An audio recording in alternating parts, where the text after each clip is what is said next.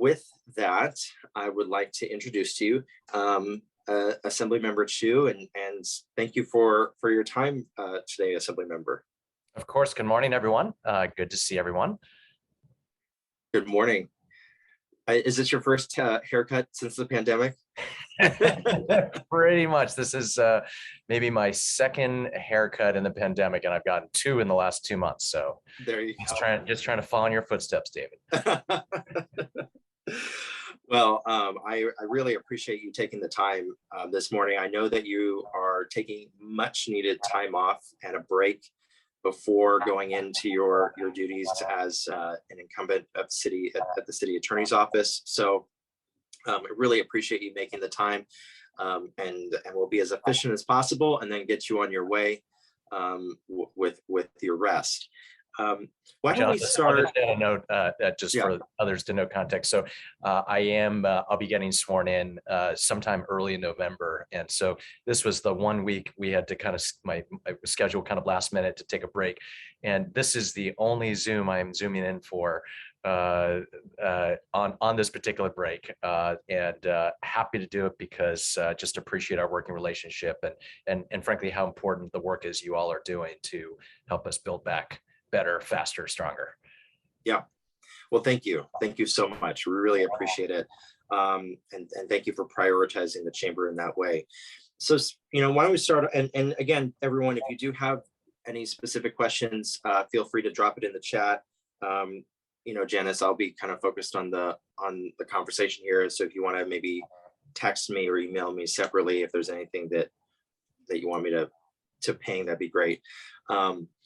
But why don't we talk about how we got here and with AB 915 a little bit. And I have to remember that not everyone was in the weeds like we were, working the bill, getting the endorsements and getting all the specifics and the amendments done.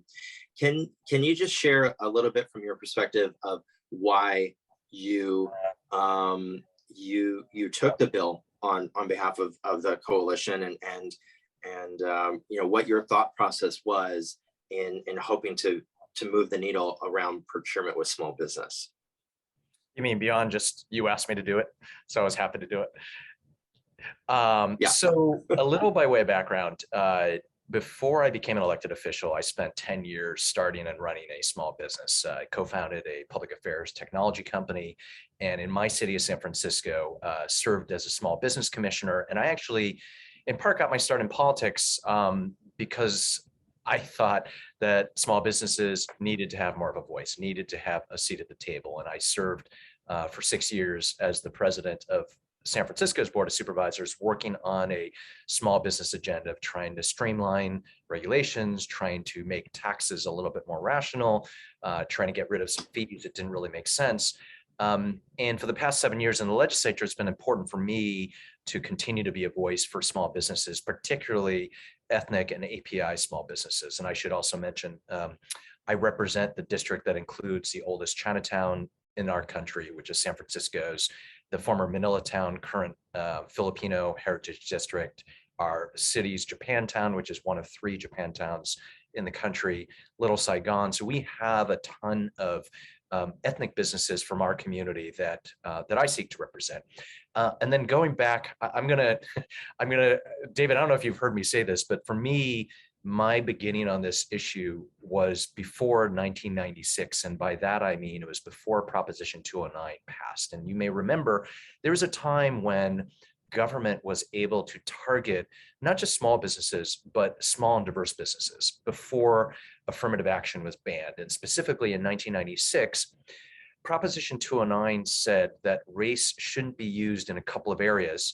And there was a lot of focus and attention about the exclusion of the use of race and thinking about educational outcomes and employment outcomes. But very few folks were focused on the fact that Proposition 209 also banned the ability of state and local government to push contracts directly and specifically to minority-owned businesses, to women-owned businesses. And when that passed, we literally saw over $1 billion a year of contracts that used to go to these businesses get dried up. And I, as a former civil rights attorney and also as a small business person, worked with coalitions over the years to try to overturn Prop 209, but that was not to happen. And so we have been looking for different ways to think about how to use the purchasing power of government more broadly to assist those businesses that are doing the most work to employ folks in our community. And that obviously includes many members of the chamber, your chamber, CalAsian Chamber. I also mentioned that locally in San Francisco, before I went to the legislature, we worked on local contracting reforms to focus, if we couldn't focus on diverse businesses, to focus on what we refer to as local business enterprises, small businesses. And we have had some success at doing that, but again, obviously not as targeted as we would want. So then fast forward to this past year and the early conversations I had with the CalAsian Chamber last year, we've been talking about the fact that there are billions of dollars that the state contracts out to business. But oftentimes these contracts go to the largest businesses, not just in our state, but in the country and in the world. And when you have a budget that is hundreds of billions of dollars, that doesn't completely make sense. And so that led specifically to AB 915. And I should also say, as a San Francisco progressive Democrat, this is one of the very few times that I literally copied a Republican idea. So a little context, 2006, Governor Schwarzenegger signed an executive order that established a goal for all state agencies to devote 25% of contracts to small businesses and veteran-owned businesses. Great idea. But since 2006, state agencies have basically ignored this executive order. In fact, of the over 230 state agencies and commissions and departments, only 12 have adopted some sort of small business or disabled veterans business enterprise policy. And just given how, I think everyone on this call can appreciate how ridiculous it is that we only have a tiny fraction of state government thinking hard about small businesses and not even thinking about diverse small businesses. This was the year for us to do it, in part because, given the state's enormous purchasing power, we think we could make the strong case that we should use that power to help small and diverse businesses that have been hit hard during COVID. So this is why we introduced the bill. The bill's pretty simple. It sets a 25% procurement goal for these businesses. Excuse me. And it would also take steps to make the state contracting process more accessible to small and diverse businesses. We require agencies to report progress toward their goal in the coming years. And there are other things that we do on a more detailed level to really streamline this conversation. So that's the high level, that's the context. That's great. And I appreciate that. And yeah, definitely the Prop 209 was probably one of the biggest sticking points for us to try to work around. And it's something we're still going to have to continue to find a way.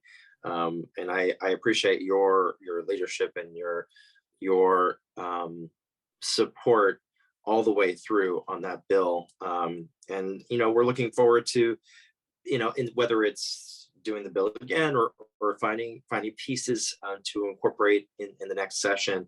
I know you won't be in the legislature the next session, but what do you think how do you feel, if you could kind of look into the next session and knowing the pulse of the legislator than of us on this call at the moment, how do you think the small businesses will fare going into the next session? I know there's talk about looking at potentially modernization of regulations. Obviously, there's the issue that you carried for us with the chamber for the 25% small business procurement. Yeah, if you could just maybe give us a little pulse of where the appetite of the legislature might be to really put some strong legislation forward that would support small businesses outside of the grants, and because we know that's a finite program. But for systemic change, where do you think we might have some victories? Yeah. So, well, let me just first address AB 915. it was frankly a real heartbreak for me, as it was for the CalAsian Chamber, that did not get over the finish line. That being said, a lot of bills don't. Probably over half of all bills don't get through the line. We actually got pretty darn close. We got through 3 assembly committees and the assembly floor. We got through 2 Senate committees. We were at the last Senate committee, Senate Appropriations Committee, where bills, for any of you who know the legislative process, it's basically where bills can die without a lot of public process. And I think if you look at the vote total, in fact, I'm just skimming at it right now, we had overwhelming bipartisan unanimous support through the process. Literally, I'm going through this. I do not see a single no vote that was cast against this bill. And so the support within the legislature was really tremendous. And one of my suggestions moving forward is we had the support, the CalAsian Chamber led on this, but you guys were able to get the Cal Hispanic Chamber and the Cal African American Chamber as a triumvirate moving this forward. We also got, so I'm the former chair of the AAPI caucus. I got a colleague of mine, Chris Holden, who's the former chair of the Black Caucus, to be my lead author on this. And I think we just keep building on this. The feedback we got through the process, I've worked on a lot of bills. This was not a hard bill to move forward through the legislature. There were really 2 things that I think hung it up. One, we were told that there was sort of cost associated with this, and that's a typical excuse that's used to kill bills, but I think that's something we need to think through. And then secondly, we had gotten the sense that some of the bureaucracies that would be required to implement this bill, this wasn't necessarily at the top of their list. And so I think we have some work to continue to educate state agencies on why this is important. But I really do hope that next year this moves forward again, and I'm more than happy to work with the CalAsian Chamber to tee this up right moving forward. I know I actually had a conversation with Governor Newsom about this, and he had heard about this bill, even though we didn't get it on his desk, and he understands the importance of it. But I think David asked me a broader question, which is how do we move forward an agenda for diverse businesses, for small businesses? And I will say this as a former small business person, we don't in the legislature, I think, do a good job of prioritizing small businesses. There are lots and lots of interests that come in front of us. And I have always been of the perspective that small businesses get the short shrift.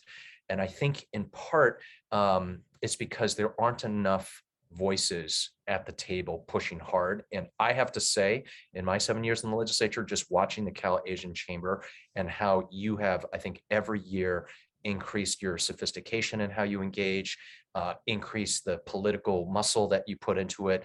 All of these things help. And I think the more we can continue to build up the strength of the CalAsian Chamber and others like your organizations, it will help to move this. And if I had $1 for every time an elected official said small businesses are the backbone of our economy, our main street, we need to make sure that we support them. Everyone agrees with that. The devil's in the details, though, in what actually gets uplifted.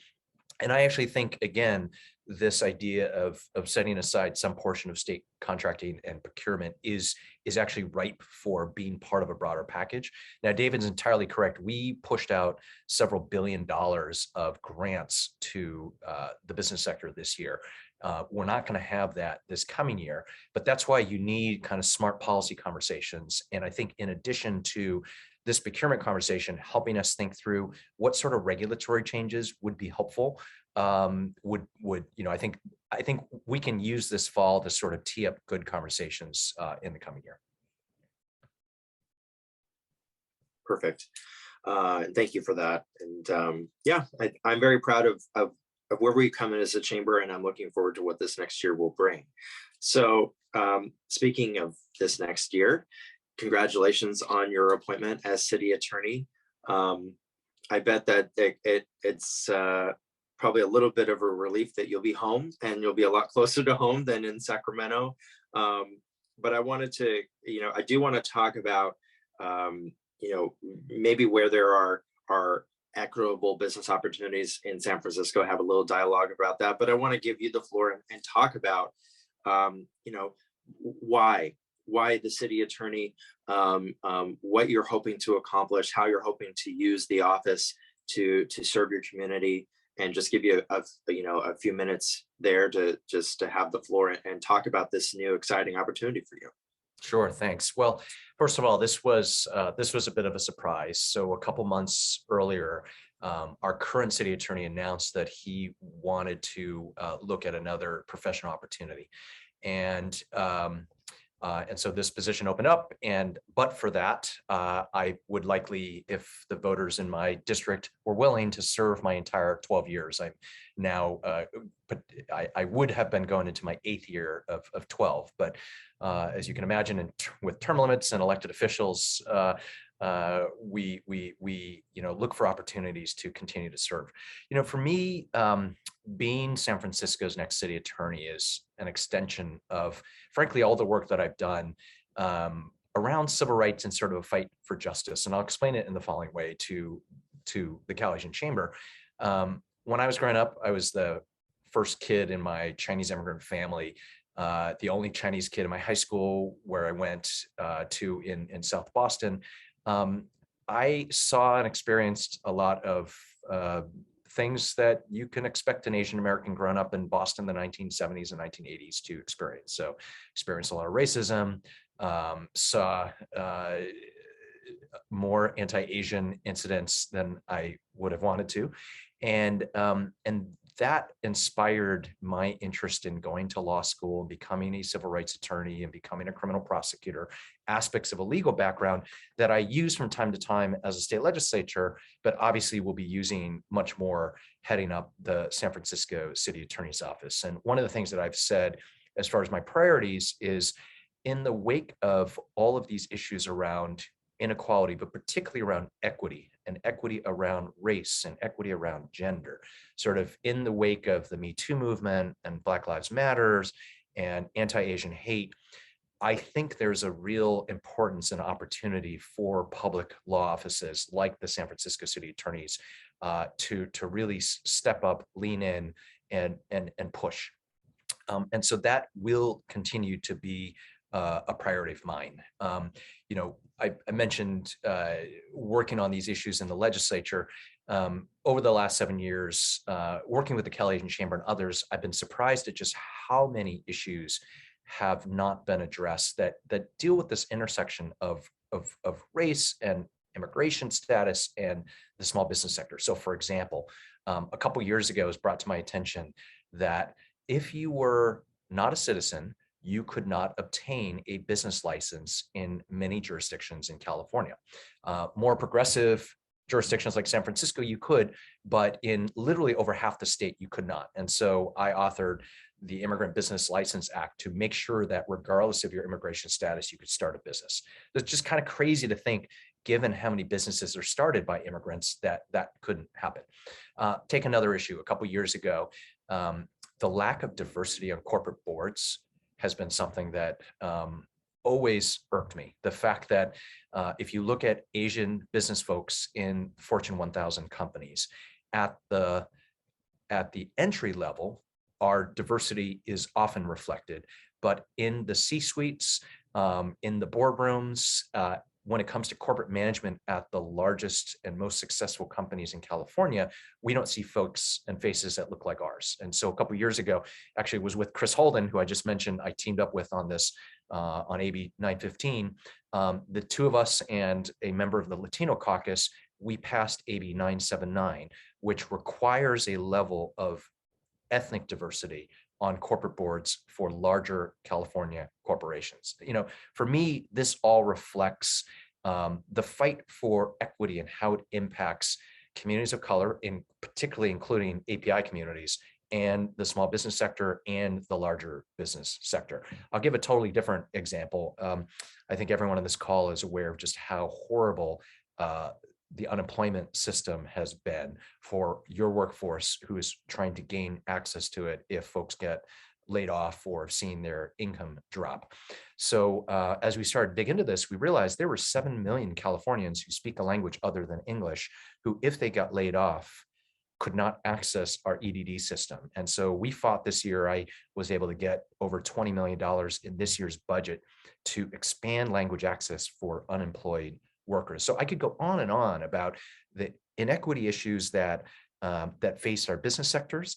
I think in many instances, sort of inadvertent, but when no one is focusing on it, things continue the way they've always been. And so as the next city attorney in San Francisco, some of you may know the San Francisco City Attorney's Office has been on the forefront of a lot of not just state, but national fights. This is the office that litigated marriage equality. This is the office that defended California sanctuary cities against Donald Trump when he was coming after immigrant families. And my hope is that this office will continue in that tradition of really looking into these some of these issues. And, it's funny, as I was announced just a week and a half ago, leaders from my local Chinese chamber, my San Francisco Chamber of Commerce have already reached out to say, how can we engage to assist issues of inequities when it comes to small and diverse businesses in my city? And I would just pose to the CalAsian Chamber, if you see opportunities for us to partner, would love to take advantage of them. Yes, and I think we're looking forward to being an active and ready partner with that. It's a perfect segue to refer back. I don't think you were logged in at that time. You might have been, but we did do a poll earlier in the program. One of the questions was, who bears the responsibility to ensure that the economic disparity gap decreases in California? And I believe it was 84% said local government, which I found, and that was the highest of all the options. It was local, state, and then the third was private sector, followed by the federal government. So with I mean, this is just a flash poll of the current audience, but where do you think, since you're going into that local jurisdiction, you've been there before, where can the local government fill in those gaps and really proactively address economic disparity? And is it realistic even to put so much expectation on the local side for those issues? So it's fascinating to me, that result, because if I were to give that answer, I would say that the responsibility rests on government writ large, federal government, state government, and local government. But the reality is people feel closest to local government, so they think that that's where the responsibility ought to lay. And I would just say to all of you who are sophisticated in how you think about advocacy, I think you need to be pushing, at all levels of government to get what you want done. But let's go back to local government. Local government, when I was a small business commissioner in San Francisco, I often railed against the fact that there were 15 city departments in my city that regulated small business, and none of them worked with each other. There was just no communication. So if I wanted to set up an ice cream shop, and there have been actually many examples in San Francisco of ice cream shop entrepreneurs who literally spent 2 or 3 years to open up the ice cream shop and could not get their business started because the bureaucracy in my city just choked it to death. And so there really is a role for city government, whether it be in thinking about how to streamline planning and zoning rules, to thinking about the fees, to thinking about tax structures, to thinking about grant making opportunities, to think about how immigrant entrepreneurs experience barriers to do a better job. And what I would say to the CalAsian Chamber is, as someone who has now served at both the local and the state level, local governments are really good at innovating things. And so what happens in San Diego and LA and San Francisco and San Jose and Oakland and every city in between, we're not all doing exactly the same thing, but there are innovations that happen in each of our cities that ought to be carried on to other cities. And so the CalAsian Chamber, I think you could play a role in helping to be that repository of innovations to share with us. Like, I would like to know, what's Todd Gloria doing down in San Diego that we should consider doing in San Francisco, and vice versa. So for example, in my city, I think we have actually been fairly innovative in thinking about how we, I'll say it carefully this way, not exactly get around Prop 209, but how we can use other proxies like small businesses and income as a way of addressing some of the holes that Prop 209 created. And so I think other cities could benefit in how we've handled local contracting. But I'm also sure that there are ideas outside of my city that we should import into San Francisco. I know that for a fact. And so how we all share information of best practices at the local level and create to some degree, almost the local voices of the CalAsian Chamber to push these priorities would be something I would welcome. That's great. Thank you for that. I know we're getting close to time, so I have two softer questions, probably more on the top of your mind. First question: what will you miss the most from the legislature, and what are you most looking forward to in going to the city attorney's office? So I think what I'll miss the most is being part of the California State Legislature, which oversees, lawmaking for 40 million Americans in a state where we can set trends. I will miss that. I'll miss the ability to have impact, to pass, our immigrant business license law that all of a sudden in one fell swoop allows half of the state to issue licenses to immigrants. It's pretty cool. What I will probably enjoy being back in San Francisco, well, one, first and foremost, is frankly being home, not having to put 100,000 miles on my car. And I've got a 5-year-old at home, and he's, I think, a budding entrepreneur, so wanting to just be part of that and be part of family. And then, frankly, in this day, again, pivoting to the conversation around equity and civil rights, I just think there is a role for many of us in different places in public service to push. But as someone who's about to become the chief legal officer of my city, we have 100 city departments that my office will be general counsel to. We can bring lawsuits against organizations or companies or entities that are discriminating against APIs, immigrants, people of color, women, LGBT folks. We can think about how rules and regulations can be better structured to meet the needs of our constituents. I'm looking forward to that. It's a different hat, but a necessary hat in how we move forward these conversations. And the city attorney is an elected position, correct? So what will be your cycle for that? Well, unfortunately, as soon as I start, I'm going to be launched into a special election to hold on to the seat. The date of that is not yet clear, but it's going to be anywhere from April to next June. So this is one of the banes of being elected. We have to run for office, but I will be having to figure out how to manage an office of 300 while also gearing up for a citywide campaign, which is never trivial. But this is it's an incredible honor to be able to do this, and this is just kind of what we do. There you go. Well, just keep us, I know that we'll stay in touch.